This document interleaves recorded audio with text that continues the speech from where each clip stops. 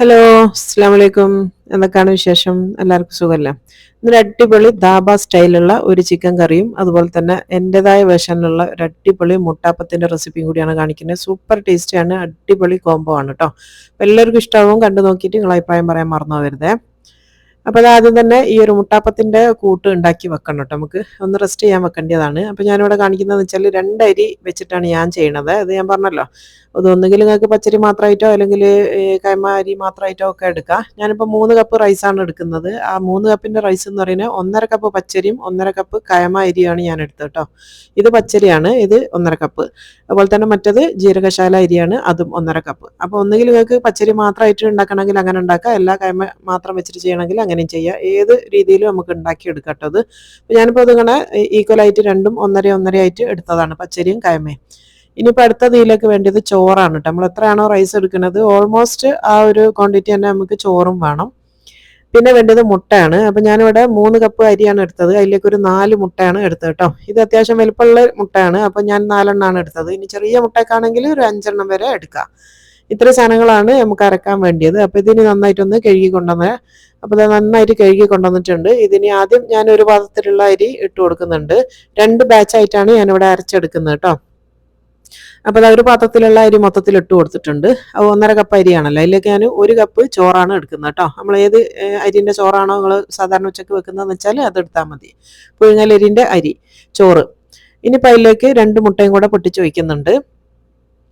ഒരു ബാച്ചാണല്ലോ, ഫസ്റ്റ് ബാച്ചിൽ 2 മുട്ട, രണ്ടാമത്തെ ബാച്ചിൽ 2 മുട്ടയും കൂടി, അപ്പോൾ 4 മുട്ട.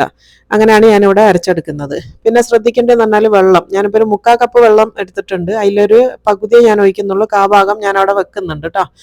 അപ്പോൾ ഈ ഒരു വെള്ളത്തിൽ അരച്ചെടുക്കുക, നല്ല കട്ടിക്ക് അരക്കണം. ഇപ്പോൾ അത് നല്ല മഷി പോലെ അരച്ചെടുത്തിട്ടുണ്ട്. തീരെ തരിയൊന്നും ഉണ്ടാവരുത് കേട്ടോ, നല്ല ഫൈൻ പേസ്റ്റ് ആയിട്ട് അരച്ചെടുക്കണം. പിന്നെ വെള്ളം കൂടി പോകാനും പാടില്ല. ഇതിപ്പോൾ കണ്ടില്ല, ബാക്കി ആ 1/4 കപ്പ് വെള്ളം അവിടെ തന്നെ ഉണ്ട്, ഞാനത് ഉപയോഗിച്ചിട്ടില്ല. അപ്പോൾ കുറേശ്ശെ വെള്ളം ഒഴിച്ചിട്ടേ നിങ്ങൾ അരച്ചെടുക്കാൻ പാടുള്ളൂ. മുട്ട ഉള്ളതുകൊണ്ട് തന്നെ അതിൽ ഓൾറെഡി നല്ലോണം വെള്ളം വരും. ഇനിയിപ്പോൾ അത് രണ്ടാമത്തെ ബാച്ചും അതുപോലെ തന്നെ ഞാൻ ബാക്കി മുട്ടയും ചോറും ഇട്ടിട്ട് അരച്ചെടുത്തതാണ്. ഇപ്പോൾ ഇത് കണ്ടല്ലോ, 2 അരി ആയതുകൊണ്ട് ഞാൻ ഒന്നും കൂടെ ഒന്ന് മിക്സ് ചെയ്ത് കൊടുക്കുന്നുണ്ട്. രണ്ടും കൂടെ ഒന്ന് നന്നായിട്ട് മിക്സ് ചെയ്ത് കൊടുക്കുക. അതിന് ശേഷമാണ് ഇനി നമ്മൾ ഇതിലേക്ക് ആവശ്യത്തിന് ഉപ്പ് ഇട്ട് കൊടുക്കുക. നമ്മൾ ഉപ്പ് ചേർത്തിട്ടില്ല. അപ്പോൾ അത് 1 ടീസ്പൂൺ ഉപ്പ് ചേർത്ത് കൊടുത്താണ്. പിന്നെ വേണ്ടത് പഞ്ചസാരയാണ് കേട്ടോ. അത് നിർബന്ധമാണ്, ഒരു 2 ടേബിൾ സ്പൂൺ പഞ്ചസാര ഞാൻ ചേർക്കുന്നുണ്ട്. നിങ്ങൾക്ക് മധുരം അധികം വേണ്ടാന്നൊക്കെ തോന്നുന്നവരാണെങ്കിൽ 1 ടേബിൾ സ്പൂൺ ചേർത്ത് കൊടുത്താൽ മതി. പിന്നെ വേണ്ടത് ഒരു 2 ടേബിൾ സ്പൂൺ മൈദപ്പൊടിയും കൂടെ ഞാൻ ചേർത്ത് കൊടുക്കുന്നുണ്ട് കേട്ടോ. 2 ടേബിൾ സ്പൂൺ മതിയേ. ഇനി ഇതെല്ലാം കൂടെ നന്നായിട്ടൊന്ന് മിക്സ് ചെയ്തെടുക്കുക. കട്ടല്ലാണ്ട് ആ ഒരു പൊടിയൊക്കെ നന്നായിട്ടൊന്ന് മിക്സ് ചെയ്തെടുക്കണം കേട്ടോ. അത് ഒന്നെങ്കിൽ വിസ്കൊക്കെ ഉണ്ടെങ്കിൽ പെട്ടെന്ന് മിക്സ് ചെയ്യാൻ പറ്റും. അപ്പോൾ അത് നന്നായിട്ട് മിക്സ് ചെയ്തിട്ടുണ്ട്. ഈ ഒരു കൺസിസ്റ്റൻസി ആയിരിക്കണം കേട്ടോ, ഒരുപാട് അങ്ങ് ലൂസായി പോകാൻ പാടില്ല. ഈ ഒരു കട്ടിക്കും എന്നാൽ നല്ല ലൂസായിട്ട് ഒഴിക്കാൻ പറ്റുന്ന പാകം, ഈ ഒരു പാകത്തിലാണ് വേണ്ടത്. ഇതിന് ഞാനിവിടെ ഒരു 2 മണിക്കൂർ റെസ്റ്റ് ചെയ്യാൻ വേണ്ടി വെക്കുന്നുണ്ട് കേട്ടോ. അപ്പോൾ നിങ്ങൾക്ക് റെസ്റ്റ് ചെയ്യാൻ സമയമില്ല, ഇത് അരച്ച ഉടനെ ഉണ്ടാക്കണം എന്നുണ്ടെങ്കിൽ ഒരു 1/2 ടീസ്പൂൺ അപ്പക്കാരം ബേക്കിംഗ് സോഡ ചേർത്ത് കൊടുത്താൽ മതി. അപ്പോൾ നിങ്ങൾ അരച്ച ഉടനെ തന്നെ ബേക്കിംഗ് സോഡ ചേർക്കുകയാണെങ്കിൽ അപ്പം തന്നെ ഉണ്ടാക്കിയെടുക്കുക. അപ്പോൾ ഞാനതവിടെ മാറ്റി വെച്ചിട്ടുണ്ട്. ഇനിയിപ്പോൾ അടുത്ത ഞാൻ ധാബ സ്റ്റൈലുള്ള ഒരു ഈസി പീസി ചിക്കൻ കറിയാണ് ഉണ്ടാക്കുന്നത്. അരിയാനോ അല്ലെങ്കിൽ വഴറ്റാനോ ഒന്നുമില്ല കേട്ടോ, ഏറ്റവും ഈസി ആയിട്ട് ഉണ്ടാക്കാൻ പറ്റുന്ന ഒരു ചിക്കൻ കറിയാണ്. അപ്പോൾ ഞാനിതാ 1 കിലോ ചിക്കൻ ചെറുതായിട്ട് കട്ട് ചെയ്ത് വെച്ചതാണ്, ക്ലീൻ ചെയ്തത്. അത് ഇതാ ചെമ്പിലേക്ക് ഇട്ട് കൊടുത്തിട്ടുണ്ട്. ഞാൻ തീ കത്തിച്ച് കൊടുത്തതാണ് കേട്ടോ. അപ്പോൾ ഇതാ ചിക്കൻ അതിന് വെള്ളം ഇറങ്ങാൻ വേണ്ടി തുടങ്ങും. അപ്പോൾ ഇതിലേക്ക് ഇപ്പോൾ ഒന്നും നമ്മൾ ചേർത്തിട്ടില്ല, വെറുതെ ചിക്കൻ മാത്രമാണ്. അപ്പോൾ അത് നന്നായിട്ട് വെള്ളം ഇറങ്ങി വരും ചൂടാവുന്നതിനനുസരിച്ച്. അപ്പോൾ അത് അത്യാവശ്യം വെള്ളമൊക്കെ ഇറങ്ങിയിട്ടുണ്ട്. ഇനി ഇതിലേക്ക് ഒരു 1/4 കപ്പ് എണ്ണ, ഓയിൽ, സൺഫ്ലവർ ഓയിലാണ് ഞാനിവിടെ എടുക്കുന്നത്. വെളിച്ചെണ്ണ അല്ലാത്ത ഏത് ഓയിലും നിങ്ങൾക്ക് യൂസ് ചെയ്യാം കേട്ടോ. അപ്പോൾ ഈ ഒരു ധാബ സ്റ്റൈൽ കറി എന്ന് പറഞ്ഞാൽ എപ്പോഴും കുറച്ച് എണ്ണ കൂടുതൽ ഉണ്ടാവും, അതാണ് അതിൻ്റെ ഒരു ടേസ്റ്റ് എന്ന് പറയുന്നത് കേട്ടോ. അപ്പോൾ ആ ഒരു രീതിയിൽ തന്നെ ഉണ്ടാക്കിയാലാണ് അതിൻ്റെ ടേസ്റ്റ് കിട്ടുക. അപ്പോൾ ഇതിപ്പം വെള്ളവും എണ്ണയും രണ്ടും കൂടെ കൂടിയിട്ടാണ് ഇട്ടത്. ഞാൻ എന്തിനെങ്ങനെ ചെയ്യണമെന്ന് വെച്ചാൽ, ഡയറക്റ്റ് നമ്മൾ എണ്ണ വെച്ചിട്ട് അതിലേക്ക് ചിക്കൻ ഇട്ട് കൊടുക്കുന്ന സമയത്ത് ഇങ്ങനെ തെറിക്കും, നമ്മളെന്താ പറയുക, മേലോട്ട് ഇങ്ങനെ തെറിക്കും, അടുപ്പൊക്കെ വൃത്തികേടാവും. അപ്പോൾ ഇങ്ങനെ വെള്ളം ഇറങ്ങിയതിന് ശേഷം നമ്മൾ എണ്ണ ഒഴിച്ച് കൊടുക്കുകയാണെങ്കിൽ തീരെ തെറിക്കൂല. ഇനിയിപ്പോൾ ഇതിലേക്ക് 1 ടേബിൾ സ്പൂൺ ഇഞ്ചി വെളുത്തുള്ളി പേസ്റ്റ് ഞാനത് ആ ഒരു സെൻട്രലായിട്ട് അങ്ങനെ ഇട്ട് കൊടുത്തിട്ടുണ്ട്. പിന്നെ ഒരു മീഡിയം സൈസുള്ള ഉള്ളി റഫായിട്ട് അരിഞ്ഞാൽ മതി കേട്ടോ. ഒന്നെങ്കിൽ 4 പീസായിട്ട് അരിയണമെങ്കിൽ അങ്ങനെ അരിഞ്ഞെടുത്താൽ മതി. ഇതിങ്ങനെ ചെറുതാക്കി ഒന്നും ചെയ്യണ്ട, അതായത് പറഞ്ഞാൽ അരിയാനും വയറ്റി ഒന്നും ചെയ്യണ്ടില്ല. ജസ്റ്റ് ഒന്ന് പൊളിച്ച് ഒരു പീസാക്കി അതിൽ ഇട്ട് കൊടുത്താൽ മതി. അതുപോലെ തന്നെ 3 വലിയ സൈസുള്ള തക്കാളിയാണ് ഞാൻ എടുത്തത്. അപ്പോൾ തക്കാളിയാണ് ഇതിൽ കുറച്ച് കൂടുതൽ വേണ്ടി കേട്ടോ. തക്കാളി നിങ്ങൾക്ക് മുഴുവനത്തോടൊക്കെ ചേർക്കണമെങ്കിൽ അങ്ങനെയും ചേർക്കാം. എന്തെന്നെ ആയാലും ഇത് വെന്ത് ഉടയാനുള്ളതാണ്. അപ്പോൾ അതുകൊണ്ട് വലിയ പീസായിട്ട് തന്നെ ഞാനിവിടെ മുറിച്ചെടുത്തു കേട്ടോ. ഒന്നിനെ ഞാൻ 4 പീസായിട്ടാണ് മുറിച്ചെടുത്തത്. അപ്പോൾ നിങ്ങൾക്ക് മുഴുവനത്തോടൊക്കെ ചേർക്കാൻ നിങ്ങളെ ചട്ടിയിൽ സ്ഥലം ഉണ്ടെന്നുണ്ടെങ്കിൽ അങ്ങനെ മുഴുവനത്തോടൊക്കെ ഇട്ട് കൊടുത്താലും മതി.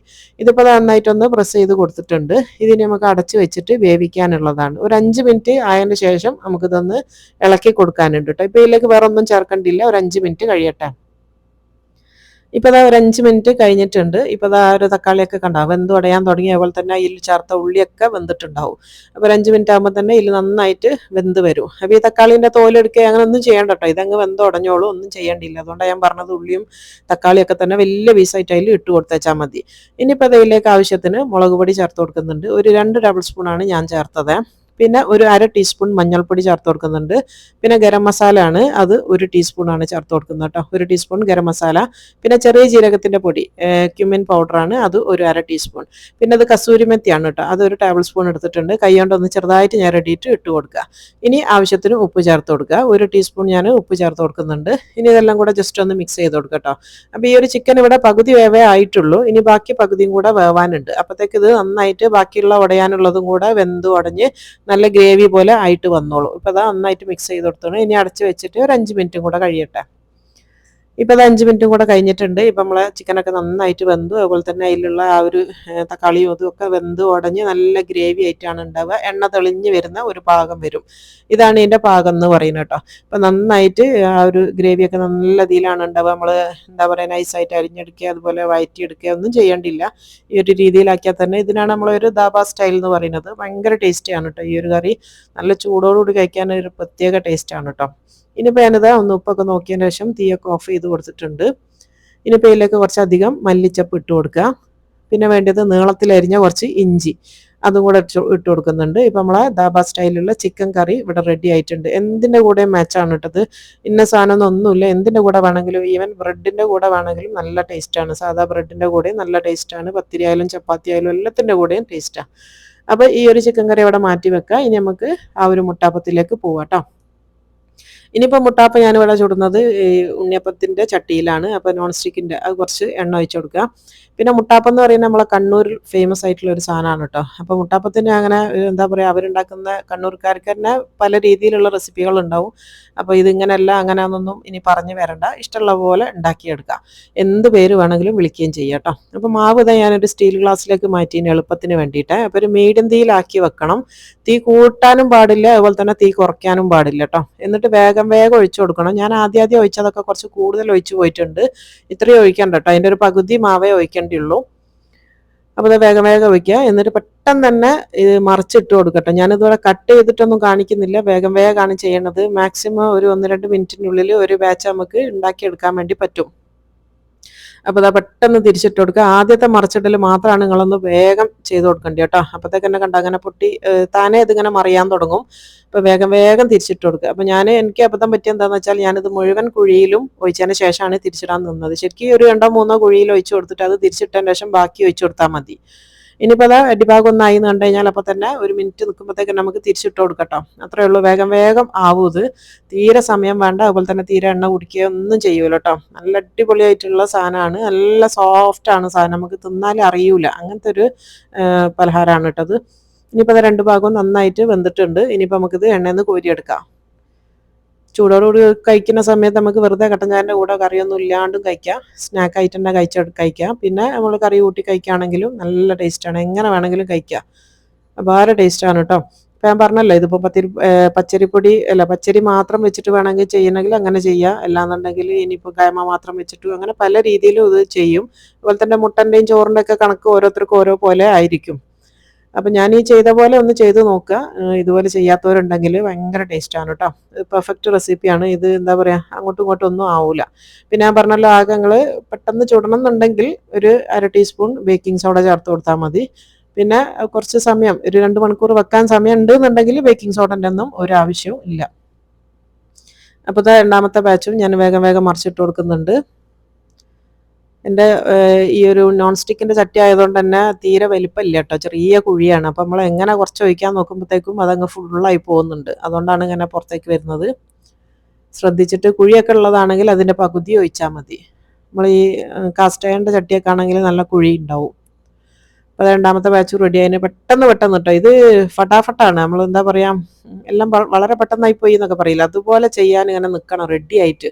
മാവൊക്കെ തൊട്ടരിയത്ത് കൊണ്ടുപോയി വെക്കണം, അതുപോലെ തന്നെ കയ്യിൽ സ്പൂൺ ഇതൊക്കെ റെഡിയാക്കി വെച്ചതിന് ശേഷം മാത്രം ഒഴിച്ചു കൊടുക്കാൻ നിൽക്കണം. പെട്ടെന്ന് തിരിച്ചിടണം, പെട്ടെന്ന് കോരിയെടുക്കണം. അതുപോലെ തന്നെ മീഡിയം തീയിൽ എപ്പോഴും ആ ഒരു ഇത് കീപ്പ് ചെയ്യണം. തീ കുറഞ്ഞു പോകാനും പാടില്ല, കൂടി പോകാനും പാടില്ല. ഇപ്പോൾ അതാ എല്ലാ മുട്ടാപ്പവും ഞാൻ ഇതേപോലെ ഒന്ന് ചുട്ടെടുക്കുന്നുണ്ട്. ഇനിയിപ്പോൾ എല്ലാം കഴിഞ്ഞിട്ടുണ്ട്. ഇനിയിപ്പോൾ നമ്മൾ ആ ഒരു ചിക്കൻ കറി ഞാനൊരു വിളമ്പുന്ന പ്ലേറ്റിലേക്ക് മാറ്റി കൊടുക്കുന്നുണ്ട്. ഇതിപ്പോൾ കണ്ടല്ലോ, അത്യാവശ്യത്തിന് നല്ല ഗ്രേവി ഉണ്ട്. എന്നാലും നല്ല ഫ്രൈ പോലെ ആണോ എന്ന് വെച്ചാൽ അതിൻ്റെ ഒരു ടേസ്റ്റുമാണ്. നല്ല അടിപൊളിയായിട്ടുള്ള ഒരു ഈസി പീസി ചിക്കൻ കറിയാണ് കേട്ടത്. എല്ലാവരും ട്രൈ ചെയ്ത് നോക്കി. ഇതേപോലെ തന്നെ വർക്ക് ചെയ്യുന്ന ആൾക്കാരൊക്കെ ആണെങ്കിൽ പെട്ടെന്ന് ഉണ്ടാക്കാൻ പറ്റുന്നതാണ് കേട്ടത്. ആണുങ്ങളാണെങ്കിലും പെണ്ണുങ്ങളാണെങ്കിലും ഉടനെ ഉണ്ടാക്കാൻ പറ്റുന്ന ഒരു കറിയാണിത്. അടിപൊളി ടേസ്റ്റിയാണ്. അതുപോലെ തന്നെ എന്തായാലും ട്രൈ ചെയ്ത് നോക്കിയിട്ട് നിങ്ങളെ ഫീഡ്ബാക്ക് അറിയിക്കണേ. അപ്പോൾ അതിൻ്റെ മേലെ ഞാനൊന്ന് ഗാർണിഷ് ചെയ്യാൻ വേണ്ടിയിട്ട് കുറച്ച് മല്ലിച്ചപ്പ് ഞാനവിടെ ബാക്കി വെച്ചിരുന്നു. അതുപോലെ തന്നെ 2-3 പീസ് ഇഞ്ചിയും കൂടെ മേലെ ഇട്ട് കൊടുക്കുന്നുണ്ട്. ഇത് കഴിക്കുന്ന സമയത്ത് ആ ഒരു പച്ച ഇഞ്ചിൻ്റെ കൂടെ കൂട്ടി കഴിക്കുമ്പോഴാണ് നല്ല ടേസ്റ്റ് കേട്ടോ. ഇനിയിപ്പോൾ നമ്മൾ ഉണ്ടാക്കി വെച്ചിട്ടുള്ള മൊത്തം ആ ഒരു മുട്ടാപ്പാണിത്. മുട്ടാപ്പെന്നോ അല്ലെങ്കിൽ എന്താ പറയുക, വേറെ എന്ത് പേരിട്ടാലും കുഴപ്പമൊന്നുമില്ല, നല്ല ടേസ്റ്റി ആയിട്ടുള്ളൊരു പലഹാരമാണിത്. തീരെ എണ്ണയൊന്നും കുടിക്കൂല കേട്ടോ, കാണുമ്പോൾ തന്നെ മനസ്സിലാവുണ്ടാവുമല്ലോ, തീരെ എണ്ണ കുടിക്കൂല. അതുപോലെ തന്നെ മുറിച്ച കാണിച്ചാൽ നല്ല സോഫ്റ്റാണ് കേട്ടോ, ഉള്ളിലൊക്കെ നിറച്ചിങ്ങനെ ആരെടുത്തിട്ട് തന്നെയാണ് ഉണ്ടാവുക. നല്ല ടേസ്റ്റാണ്. ഇതിപ്പോൾ കണ്ടോ, ഉൾഭാഗമൊക്കെ കണ്ടില്ല, നല്ല ആരെടുത്ത് നല്ല സോഫ്റ്റ് ആയിട്ടാണ് ഉണ്ടാവുക.